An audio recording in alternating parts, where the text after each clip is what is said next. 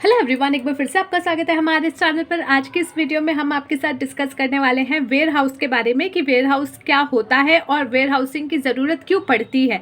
तो आज के इस टॉपिक में हम सिर्फ ये दो टॉपिक कवर करने वाले हैं, पर आने वाले कुछ जो है वीडियोस में हम इसी टॉपिक के और ज़्यादा टॉपिक्स कवर करेंगे, सब टॉपिक्स कवर करेंगे, जैसे कि फंक्शंस कैसे होते हैं, ये कितने टाइप के आपके वेयर हाउसिंग हो सकते हैं, वेयर हाउस हो सकते हैं, उसके बारे में हम आने वाली कुछ वीडियो में जानेंगे। तो ये वीडियो भी देखिएगा, प्लस आने वाली जो वीडियोज़ हैं उनको भी ज़रूर देखिएगा, एंड तक वीडियो देखिएगा तभी आपको समझ में आएगी। तो चलिए शुरू करें आज का टॉपिक। पर उससे पहले अगर आपने अभी तक हमारे चैनल को सब्सक्राइब नहीं किया है या फिर आप जो है पहली बार हमारे चैनल पे आ रहे हैं तो हमारे चैनल को सब्सक्राइब कर लीजिए, साथ में बने हुए छोटे से बेल आइकन को प्रेस कर दीजिएगा ताकि जितने भी फ्यूचर में आने वाली वीडियोस होंगी उसका नोटिफिकेशन आप तक सबसे पहले पहुंच जाएगा। तो चलिए स्टार्ट करते हैं। देखिए, एक एग्जाम्पल लेते हैं कि ये मैं हूँ, ठीक, नहीं ये स्क्वायर नहीं हूँ मैं, ठीक है, मैं यूँ हूँ, मैं सर्कल हूँ, ठीक है, ये मैं हूँ, ठीक है, और ये मेरा बिजनेस है। अब यहाँ पे मैं क्या करती हूँ, मैन्युफैक्चर करती हूँ, अरे मेरा एक हाथ कहाँ गया, मैं मैन्युफैक्चरिंग करती हूँ, ठीक है, किसी भी चीज़ की। मान लो ये मार्कर की मैं मैन्युफैक्चरिंग करती हूँ अपने इस बिज़नेस में। अब यहाँ पे जो है मैंने क्या किया, बिज़नेस में मैन्युफैक्चरिंग करे जा रही हूँ, लेकिन इसको मेरे कस्टमर तक पहुँचाने के लिए मुझे क्या करना पड़ेगा, इसका एक पूरा प्रोसेस बनाना पड़ेगा कि कैसे मेरा सामान जो है मेरे कस्टमर तक पहुँचे।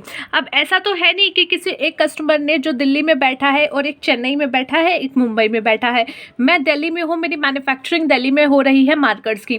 तो अब ये पर्सन जो कि दिल्ली में है, मुंबई में है और एक मान लो एक चेन्नई में है, तो ये जो तीन हमारे अलग अलग कस्टमर है अलग अलग स्टेट में, तो मुझे जो है अब ये अपना सामान यहाँ तक कैसे पहुँचाऊँगी। क्या ऐसा होगा कि इसने मुझे कॉल की कि मुझे एक मार्कर चाहिए, मैं एक मार्कर ले के भाग के ट्रेन पकड़ूंगी, जाऊँगी, इसको दे के आऊँगी, ठीक है, इसके पास जाऊँगी, ट्रेन पकड़ूंगी, दे के आऊँगी, इसके पास जाऊँगी, ट्रेन पकड़ूंगी, देखे आऊंगी। It is not possible.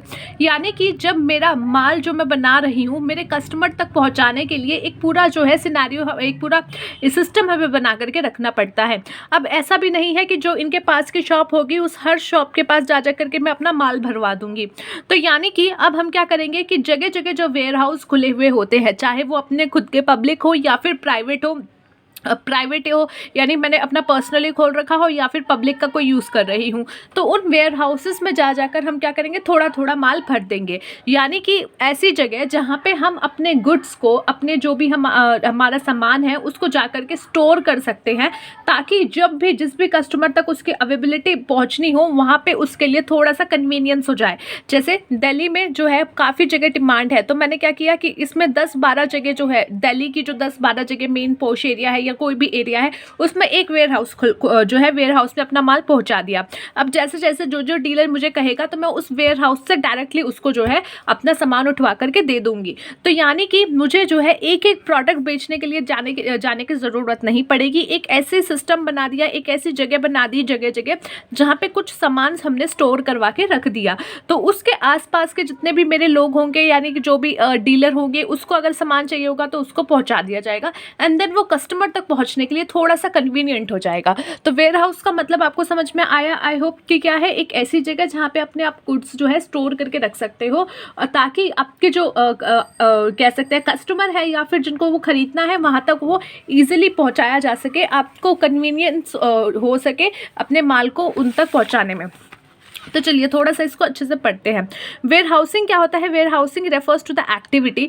Where housing क्या है कि अब वेयर हाउसिंग क्या होता है, ये पूरी एक्टिविटी जहाँ पे आप क्या करते हो, इन्वॉल्व स्टोरेज ऑफ गुड्स, जहाँ पे आप अपने स्टोरेज करते हो अपने गुड्स की on a large scale in a systematic and orderly manner, system से करते हो, ऑर्डरली मैनर करते हो, and making them available conveniently when needed, और उनको जब भी ज़रूरत हो वहाँ पे कन्वीनियंटली अवेलेबल करवाया जाए। तो ये जो पूरा सिस्टम है, ये पूरा जो एक्टिविटी है, that is called your warehousing, and that place जहाँ पे वो आपका सामान रखा जाता है, that is your warehouse. तो यहाँ पे वेयर हाउसिंग क्या है, वेयर हाउसिंग वो पूरी एक्टिविटी है जहाँ पे आप अपने सामान को एक लार्ज स्केल पे एक सिस्टमैटिक तरीके से ऑर्डरली मैनर से एक जगह पे इकट्ठा करके रखवाते हो जो है, ताकि जब भी उसको अवेलेबल करवाना हो कन्वीनियंटली आप उसको अवेलेबल करवा सको। वेयर हाउसिंग मीन्स होल्डिंग और pursuing goods in huge quantities from the time of their purchase और production till their actual use और सेल। और यहाँ पे क्या होता है, जैसे ही आपने उसकी जो है मैन्युफैक्चरिंग कर दी है, यानी जैसे ही वो प्रोडक्ट तैयार हो गया है बिकने के लिए मार्केट में, तो ऐसा तो है नहीं कि आप बहुत अच्छे हो तो तुरंत बिक जाओगे, क्योंकि आपको क्या है, टाइम लगता है मार्केट तक पहुंचने में, तो इसीलिए वहाँ पे उसको स्टोर करके रखा जाता है। तो वेयर हाउसिंग में क्या है, होल्डिंग करके रखना उन गुड्स को ह्यूज क्वांटिटी में, कब से कब तक, जब से आपने जो उसका प्रोडक्शन किया है तब से लेकर के जब तक उसको परचेज जो है सेल नहीं हो जाती मार्केट में तब तक, तो वहाँ तक आप उसको होल्ड करके रखो। तो that is what your warehousing. Now इसकी नीड क्या है, वेयर हाउसिंग की नीड क्या है? सबसे पहली नीड है सीजनल प्रोडक्शन। अब देखो कुछ ऐसे एग्रीकल्चर प्रोडक्ट होते हैं जो कि सीजन पे ही प्रोड्यूस होते हैं। सर्दियों में ही जो है उसका पौधा खिलेगा या फिर गर्मियों में ही उसका पौधा खिलेगा। हम जैसा नहीं है कि जब मर्जी करे उठ के मुंह उठा करके आ गए, नहीं, उसका क्या है, उसकी एक सीज़न होती है कि ये सीज़न आएगा तभी मैं आऊँगा।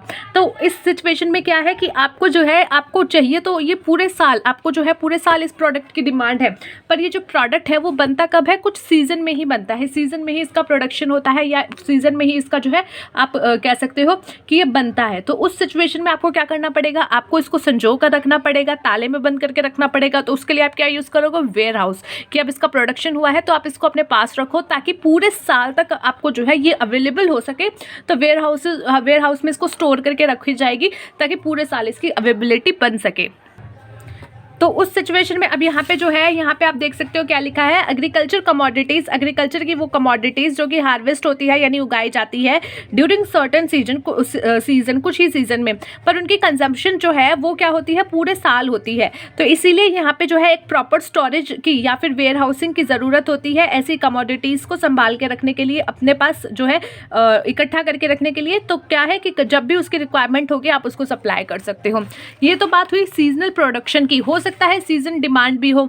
अब एसी है, ठीक है, अभी सर्दियाँ चल रही है, बहुत सर्दियाँ चल रही हैं, बर्फ़ गिर रही है बाहर, तो आपने देखा है किसी को बेवकूफ़ को जाते हुए जो इलेक्ट्रॉनिक में जाए और कहे कि भाई मुझे एसी दिखा, बाहर पड़ रही है बर्फ़, आया है स्वेटर पहन के, 10 स्वेटर पहन के आया, ऊपर से कंबल लपेट के आया है, मुंह ढका हुआ है, ठीक है, और जाते ही पहले उसकी दुकान में जो हीटर होगा वहाँ पे अपना हाथ सेक रहा है और हाथ सेकते सेकते बोल रहा है भैया एसी दिखाओ AC. Have you seen someone like this? तो नहीं, ऑब्वियसली नॉट। तो यानी कि कुछ ऐसी डिमांड्स होती है जो कि सर्टन सीजन्स में ही होती है, पूरे साल आप उसकी डिमांड नहीं करते। लेकिन इसका मतलब क्या है कि एसी सिर्फ उसी टाइम पे जो है आपका प्रोडक्शन होगा? नहीं, एसी का प्रोडक्शन चलता रहेगा, लेकिन उसको जो है इकट्ठा करके रखा जाएगा, वेयर हाउस में स्टोरेज करके रखा जाएगा ताकि जब उसकी डिमांड का सीजन आए तो आप उसको निकाल दो, ठीक है, एकदम से बाहर निकालो। जैसे कि आपने कई बार देखा होगा, जैसे जैसे आप जाते हो मार्केट में, आपको वुलन नहीं दिखते हैं, वुलन क्लोथ्स नहीं दिखते हैं, पर जैसे ही हल्की सी सर्दी पड़ती है, पूरे दुकानदारों के जो है बाहर जो पुतले खड़े होते हैं हाई हेलो वाले, काले पीले वाले, उन सबको वुलन्स पहना दिए जाते हैं। तो वो एकदम से इतना कैसे आ गया? क्यों? क्योंकि उन्होंने स्टोर करके रखा हुआ था अपने अपने वेयर हाउसेस में, अपने स्टोरेज जो भी उनका प्लेस होगा वहाँ पे उन्होंने इकट्ठा करके रखा हुआ था। तो जैसे ही उन्हें लगा कि अब डिमांड आने वाली है, सीजन आ गया है, तो वो तुरंत उसको जो है बाहर निकाल देते हैं। There are certain goods which are demanded seasonally like woollen garments in winters and umbrella in rainy season, so there is a need to store this goods in the warehouse to make them available at the time of need. ठीक है, यही बात की गई है यहाँ पे भी कि कुछ गुड्स ऐसे होते हैं जिनकी डिमांड सीजनल होती है, जैसे कि वुलन गारमेंट्स की जो डिमांड है वो सर्दियों में होती है, छतरी की डिमांड बारिश के मौसम में होती है। तो इसलिए ये ज़रूरी है कि उन गुड्स को जो है वेयर हाउसेस में स्टोर करके रखा जाए ताकि जब भी उसकी अवेलेबिलिटी चाहिए हो उसको आप जो है ले सको। Next is your large scale production. Large scale production क्या होता है? Manufacture also produce goods in huge quantity. अब कोई पर्सन ऐसा है जो मैन्युफैक्चरर है, वो क्या है, काफ़ी ज़्यादा क्वांटिटी में गुड्स प्रोड्यूस करता है ताकि जो है आने वाले समय में जब इकोनॉमिक में थोड़ा सा फेरबदल हो तो उस सिचुएशन में उसका जो है वो फ़ायदा उठा सके। अपने जो है गुड्स उसके पास बहुत सारे ऑलरेडी प्रोड्यूस किए हुए पड़े हैं तो वो मार्केट में उसको आराम से जो है सेल कर सके। तो manufacture also produce goods in huge quantity to enjoy the benefit of large scale production. एक और चीज़ है, कई बार लार्ज स्केल प्रोडक्शन क्या होता है कि कुछ सिचुएशन में क्या होता है कि अगर आप कम क्वांटिटी प्रोड्यूस कर रहे हो तो वहाँ पे आपका खर्चा ज़्यादा आता है, लेकिन वही मशीनें लग रही हैं, चीज़ें लग रही हैं, आपने थोड़ा सा और प्रोडक्शन बढ़ा दिया तो आपका खर्चा देखा जाए तो उसके अकॉर्डिंग जो है पर यूनिट में थोड़ा कम पड़ जाता है। तो आप क्या सोच रहे हो कि यार चल 100 पीस की जगह 1000 ही बना लेता हूँ, बाद में आराम से बेचते रहेंगे, अब यहाँ पे कॉस्ट कम पड़ जाएगी और बेनिफिट होगा। तो ऐसी सिचुएशन में भी आप क्या करते हो, लार्ज स्केल प्रोडक्शन कर सकते हो। तो विच यहाँ पे आप क्या करेंगे, आपके ऐसे चीज़ों के लिए आप उसको स्टोर करके रखते हो। So the finish products which are produced on a large scale need to be stored properly they can till they are cleared by cell.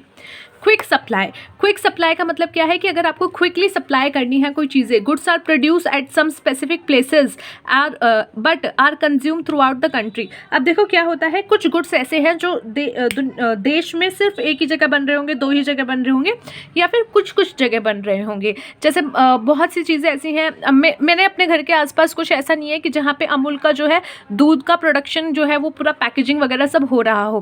क्यों? क्योंकि उसके यूनिट्स जो हैं कुछ जगह ही हैं, हर जगह नहीं है।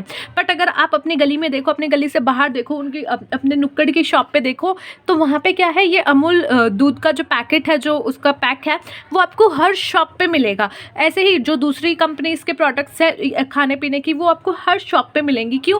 क्योंकि उनका जो है प्रोडक्शन भले ही कुछ जगह पे हो रहा हो, लेकिन उनका स्टोरेज ऐसा है, उनका लॉजिस्टिक सिस्टम ऐसा है कि उनका क्विक सप्लाई होता है। तो goods are produce at some specific place, कुछ ही स्पेसिफिक प्लेस पे गुड्स प्रोड्यूस हो रहे हैं, बट उसकी जो कंजम्पशन है, जो डिमांड है, वो पूरी कंट्री में है। तो it is essential to stock these goods near the place of consumption. तो ऐसी सिचुएशन में ये बहुत ज़रूरी है कि जहाँ पे उनका कंजम्पशन हो रहा है, वहीं पे आसपास की कुछ जगह पे आप उसका जो है स्टॉक करें, so that without making any delay these goods are made available to the consumer at time of their needs. तो जब भी उनको नीड होगी, उस टाइम पे उन कंज्यूमर्स को जो है वो गुड्स ईजिली अवेलेबल करवाए जा सके। Next is your continuous production. अब क्या है, continuous production of goods in factories requires adequate supply of raw material. अब क्या है, कई जगह क्या होता है, कंटिन्यूस प्रोडक्शन हो रहा होता है। अब मैं मार्कर बना रही हूँ, तो मैं क्या कर रही हूँ, कंटिन्यूस प्रोडक्शन कर रही हूँ, निरंतर मेरा प्रोडक्शन चल रहा है। तो ऐसे सिचुएशन में जहाँ पे आपका प्रोडक्शन लगातार चल रहा है, उस सिचुएशन में आपको रॉ मटेरियल भी जो है एडिक्वेट चाहिए होता है। सो उस सिचुएशन में आप क्या करते हो, रॉ मटेरियल को भी जो है प्रोडक्शन के लिहाज से कि मुझे इतना प्रोडक्शन लाते रहना है, तो उसको भी आप वेयर हाउस में स्टॉक करके रखते हो। तो continuous production of goods in factories require adequate supply of raw material, so there is a need to keep sufficient quantity of stock of raw material in the warehouse to ensure continuous production. Next is your price stabilization. अब देखो क्या होता है ना, अगर आप production ware house में इकट्ठा करके नहीं रखोगे, ठीक है, आपने जैसे ही आया मार्केट में उतार दिया, बिक गया नहीं बिका तो ख़राब होके जो है सड़ गया, आपने फेंक दिया। अब आप क्या अब ऐसे सिचुएशन में क्या होगा कि आपके पास माल कम होगा, आपके पास वेयर हाउसेस में माल ही नहीं है, तो कम है मार्केट में माल। तो उस सिचुएशन में क्या हो जाएगा, लोग उसके लिए ज़्यादा पैसा देने के लिए तैयार हो जाएंगे, क्योंकि जिन लोगों को खरीदना है वो तो खरीदेंगे भाई। तो उसके लिए क्या हो जाएगा, डिमांड हाई हो जाएगी, सप्लाई कम है, डिमांड हाई हो जाएगी, सप्लाई कम है, तो प्राइस क्या होगा, प्राइस भी ज़्यादा हो जाएगा। तो प्राइस की स्टेबिलिटी बनाए रखने के लिए कि प्राइस में ज़्यादा उछाल ना आए या प्राइस में ज़्यादा उछाल गिराव ना आए, वो स्टेबल रहे, तो उसलिए क्या किया जाता है कि जो गुड्स है उसको थोड़ा सा स्टोर करके रखा जाता है, ताकि अगर ऐसे सिचुएशन लगे तो वो वेयर हाउसेस से उसको निकाल करके थोड़ा सा सिचुएशन स्टेबल की जा सके। To maintain a reasonable level of the price of the goods in the market, there is a need to keep sufficient stock in the warehouse. So आज के लिए इतना ही गाइज। आई होप आपको video अच्छी लगी हो, समझ आई हो, वेयर हाउसिंग और वेयर हाउसिंग की जो नीड है उसके बारे में समझ आया हो, वेयर हाउसिंग क्या होता है, वेयर हाउस क्या होता है और इसकी ज़रूरत क्या है। तो आज की वीडियो के लिए इतना ही, मिलते हैं नेक्स्ट वीडियो में एक अगले टॉपिक के साथ, जो कि होने वाला है अगेन वेयर हाउसिंग से रिलेटेड। तो प्लीज़ वीडियो को ज़रूर देखिएगा। थैंक्स फॉर वॉचिंग, मिलते हैं नेक्स्ट वीडियो में एक अगले टॉपिक के साथ। Take care of your self.